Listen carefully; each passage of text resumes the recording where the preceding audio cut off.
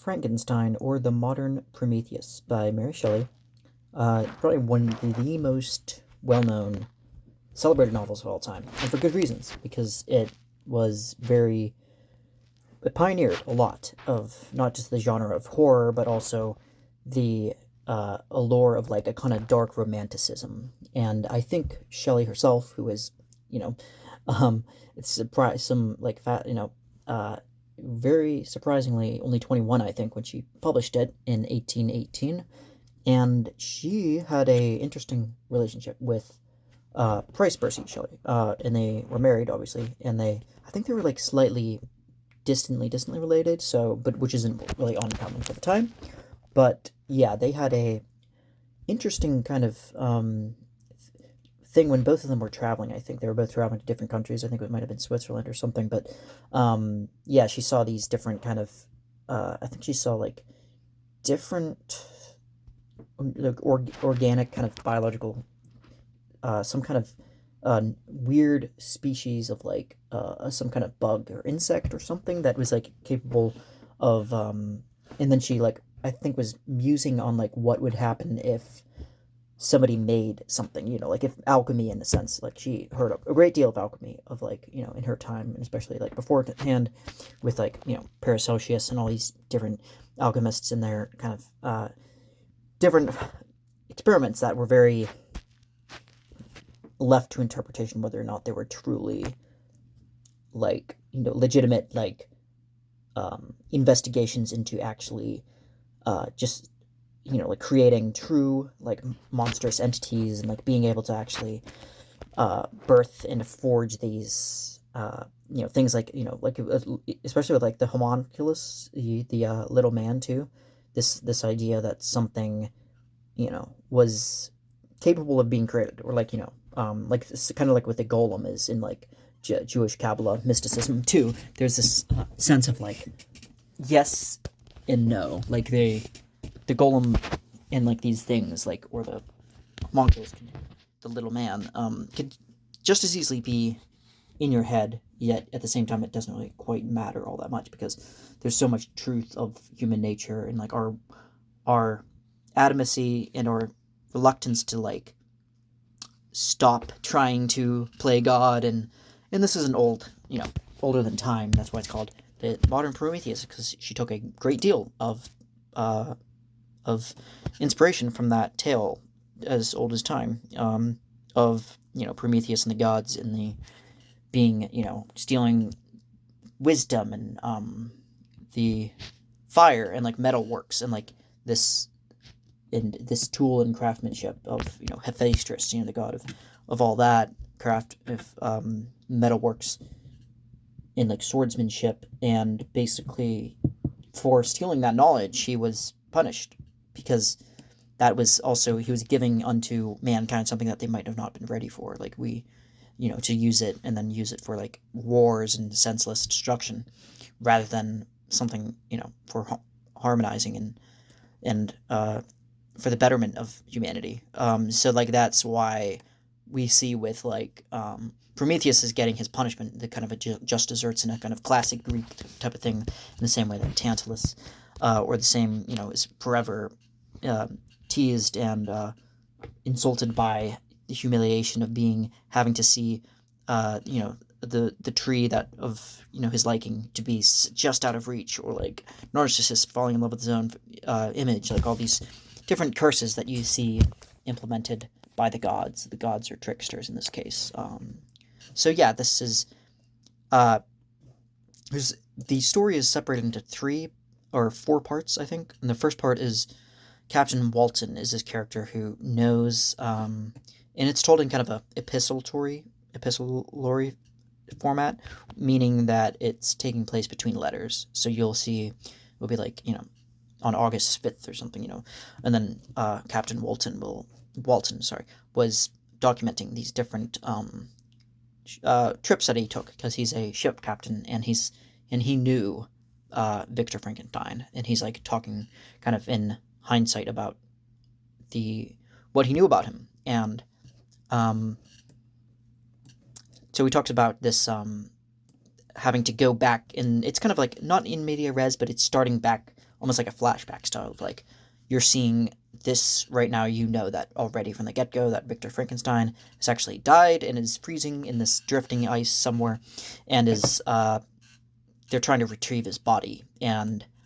then from that point, it's this kind of sets the tone of the novel of being kind of someone seeing somebody so like destruction literally to the point of death, and it's left to interpretation whether it's inflicted, self-inflicted, or what. But anyway, but then that segues into Victor Frankenstein's narrative, and he begins by talking about how when he was born in Italy, and he was in a wealthy kind of upper class family, and he was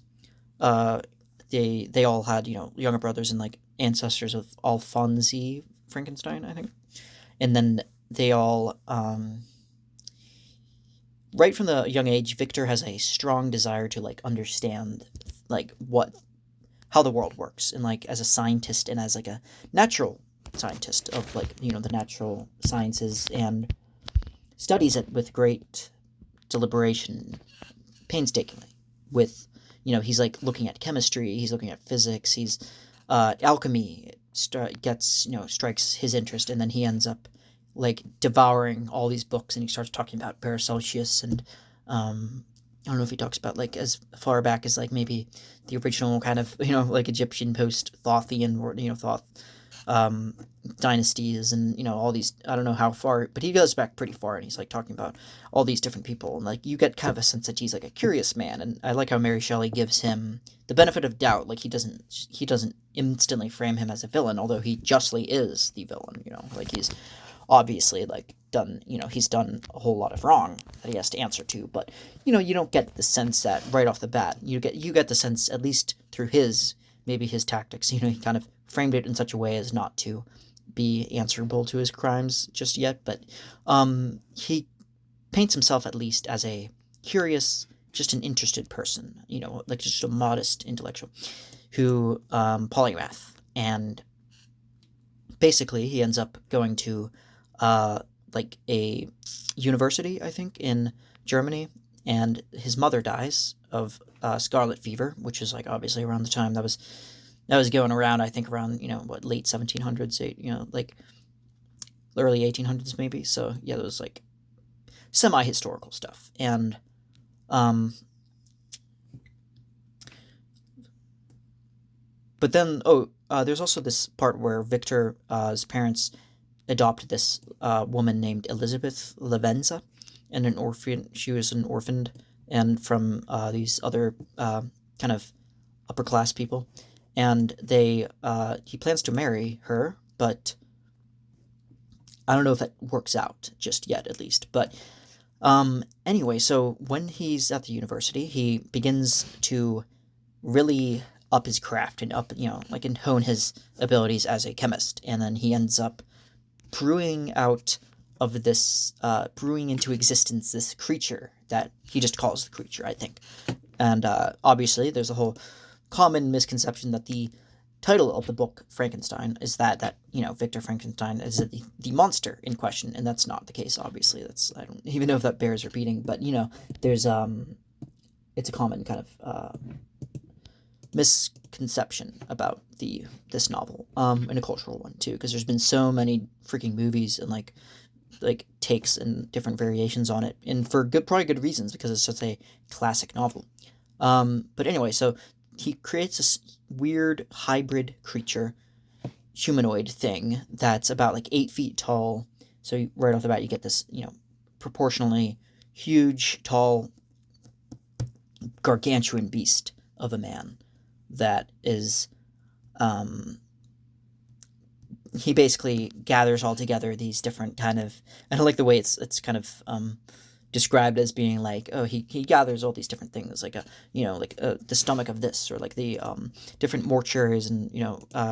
and kind of dissecting different animals and stuff to get like of different all these different species and stuff. And it's like it's one of those weird kind of inner logic, kind of detached ways of describing Frankenstein, because he's or describing how he made the creature, because there's And in all actuality, it's like it shouldn't work, but like there's like just enough kind of logic to it that it works somehow. Like all these things are mashed together, and but in such a way that life comes out, and it's not so cartoonish as it is in the movies, with like the whole like, oh, it's alive, but it is pretty, pretty up, dramatic. So Victor Frankenstein begins to also wants to um, beautify the creature in such a way that he's not so off-putting, so people won't be scared. But even though the immensity of his size and stature and alone is like enough to scare people off, he hopes that if he makes him kind of handsome, that people won't, that will kind of appease them. So yeah, he has he feels like his creation is a success, and he ends up going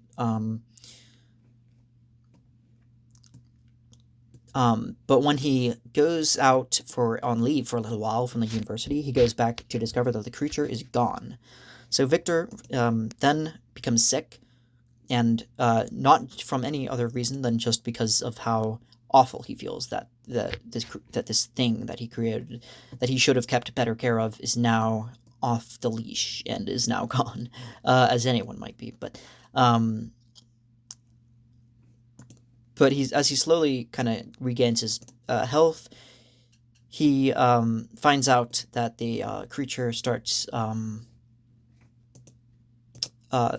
making its way towards his family, and then he gets a letter from his father that says that his brother was urgent news that his brother actually was killed by this creature of his that came and went to his family's house and basically ended up being responsible, kind of in a weird, almost like in this sense. I read a similar thing to like Steinbeck's Of Mice and Men, of like Lenny being so good natured at heart, but so big and so disproportionately strong that he was capable of just like snuffing the life out of otherwise like gentle creatures. That kind of dichotomy between a soft personality and but a kind of brutish strength is kind of something I noticed throughout not just books, but just kind of throughout just myth, I guess, in general. So anyway, at this point, he's the creature is like finally meets with him as he finds him in the Alps, I think, and then the creature begins to tell his side of the story, and then this is the third part of the novel called The Creature's Narrative, and we get to learn that the creature is actually quite articulate, thoughtful, kind, and sensible, like very starts talking about his days of living alone and how he read, different poets, and he read like Ovid's, I think, the Metamorphosis in his time, and he read it in Greek, and he's able to do all this stuff and recite stuff back, and he's very well read and a scholarly disposition, and it's like kind of, again, you get that weird, that bizarre kind of mentality, that kind of contrast between a very like off-putting creature that's capable of such horror unbeknownst to itself, because it doesn't have like this inborn kind of moral rectitude or moral turpitude, or it doesn't have any like scope of like or gauge to how to measure these things. So it's just kind of in that sense, it kind of just does. But at the same time, he also feels, I think, bad about certain things that he did, but I don't know to what extent. But there is some like consciousness he has a lot, this ability. So yeah, he kind of hides away in this cottage and lives there. He's quite reflective, and eventually he kind of works up the courage to ask Victor to create like a female version of him, and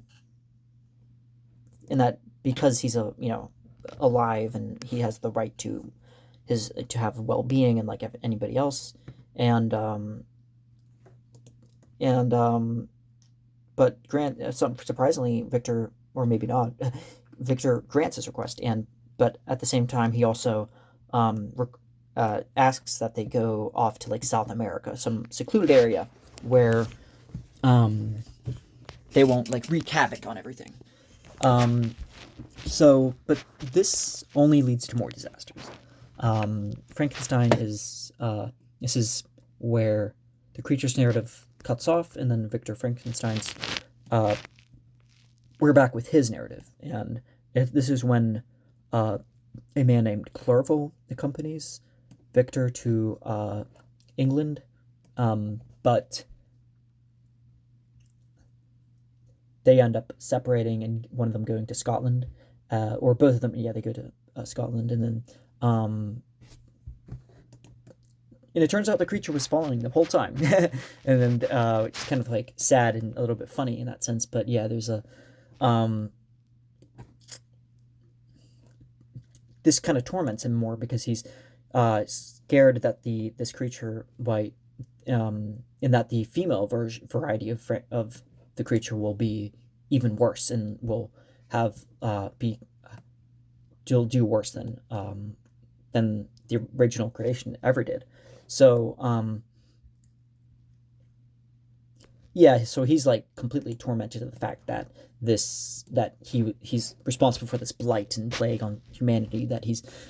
done so much horror, and he ends up kind of just running from the whole problem. And yeah, it's basically just ends up going to the North Pole, and throughout the Arctic Ocean, they're like swimming through that and trying to face off with the creature. And I think at this point, like Elizabeth shows back in the story, and then he's set to marry her. And at this point, things are at least looking up for a little bit for him, because he's like, he has a promising bit of a life. And then, and he ends up trying to challenge the creature to a fight, and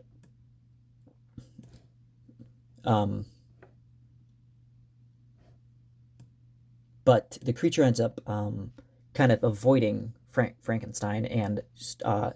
killing Elizabeth by strangling, and basically, taunts him with her corpse, and like this like shocks me even more, and he ends up trying to shoot the creature, but the creature misses, and it ends with him going to the North Pole and just kind of drifting through this icy, like dreadful, bleak landscape of with just icy water as far as the eye can see, and it ends with him catching hypothermia and just completely fatigued, and with Captain Walton taking back the narrative, and as the last part, he kind of summarizes everything in a succinctly, with Frankenstein passing away due to his wounds and just like the trauma, I guess, and falling ill, and the creature too actually has even more regret, and ends up vowing to self-immolate, to like burn himself on this raft in a kind of a Viking style funeral, I guess, on a funeral pyre. And then Captain Walton sees like the last of the creature as he goes off, so, drifting off into sea. Yeah, so that's kind of left open to interpretation. It's kind of just kind of guessed, or it could be surmised that the creature did kill himself. I mean, he seems pretty serious about it, but yeah, definitely a lot of stuff to unpack there, like just this concept of facing one's creations, this ability of acting, taking the place of God and creator, and, nursing something into existence isn't necessarily the best thing, because we, humans, we are already flawed enough as it is, and seeing as, the technicalities and the intricacies of anything, of even like the tiniest moth, or like the tiniest amoeba floating around, single-celled organisms even too. Like we aren't able to be reduced down to the sum of its parts in a gestalt kind of way, because we're more humans. I guess we need stuff like that, simplify, in a sense, like Ian McGilchrist was saying, because it's like a left brain kind of aspect of us, of ourselves. Like he said in The Master and His Emissary, I think of just there being two parts to our brain. So it halves, and obviously there's more. It's more complicated than that, but the like which one is the master and which one is its emissary, and he goes really deep into that stuff. And he's I think neuroscientist, physician. I think he's because he's technically a doctor too. So, but yeah, definitely recommend Frankenstein. Obviously, if you haven't read it, really, yeah, I think for good reasons. It's a pervaded this long, because of it tells a story as old as time, but as still as relevant as it was like thousands of years ago with Prometheus, or this idea of creating something of and in more modern times we're seeing this with like maybe artificial intelligence. There's a lot to draw from creating something so real and lifelike, and like John Baudelaire, with his the simulacrum of something being realer than real, and it's to the point where it's difficult to tell differentiate what's real anymore, and you get into this idea like it's even showing it in the silliest, most absurd fake news and stuff of these AI generated stories of like Elon Musk working on a one of them was like something to do with Mel Gibson teaming up with someone to make like a Passion of the Christ remake or something, and I don't know, it was just it sounded just enough to be real, but it was like, yeah, that's kind of what I'm talking about. It was just that kind of stuff. But anyway, yeah, there's a lot of stuff there. So yeah, that's Mary Shelley's Frankenstein.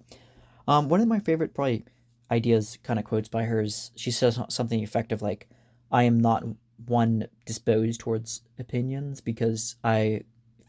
consider the counter argument too strongly," which I really like, because it kind of showed how thoughtful and open-minded she was. Because I think, importantly, especially as an author, when you're crafting stories, you're trying to give the benefit of a doubt to the most unseemliest kind of people, so you're not stuck in one vacuum of just being like, like the second you start caring too much and you start playing into what other people like just thinking what's cool or just thinking what's in vogue, I think that kind of kills the life out of the story, I think. So with Mary Shelley, she's like, or with like Dostoevsky or Kafka, or any great novelist or writer, artist anywhere, portraying humanity, it's important, I think, to have a kind of polyphonic, like listen to different people's interpret, and insights, even if they don't have any insights, like even the most kind of unsuspected, unwitting person, like you wouldn't think, give them a benefit that they have something to say, I think is really important too. So yeah, that's Mary Shelley's Frankenstein. Thanks for watching.